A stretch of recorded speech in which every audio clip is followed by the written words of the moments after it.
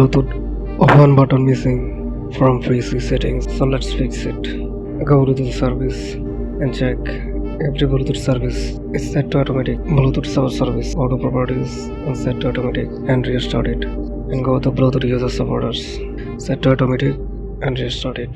Bluetooth user supports, and then go to the device manager and click on Bluetooth. If you don't get the Bluetooth icon on the device manager, do not have problem. It will fix. Go to extra and add legacy hardware. Click on OK. Check on install the hardware that I manually selected from the listed ones. Select your drive Bluetooth. If you don't get it on, then it's set to automatic. Select network adapters.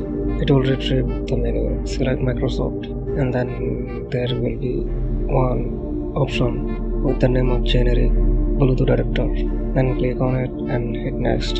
It will install the driver and go to the troubleshoots. Search code troubleshoot, additional troubleshoot, and there you will get the Bluetooth option. And run the troubleshoot window will automatically detect the problem and it will try to fix it automatically.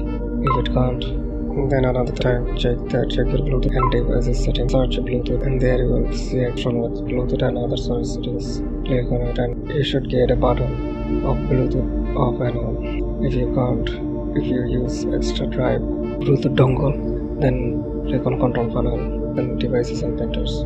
There you can see one device's name with the dongle. Double click on it and click on hardware.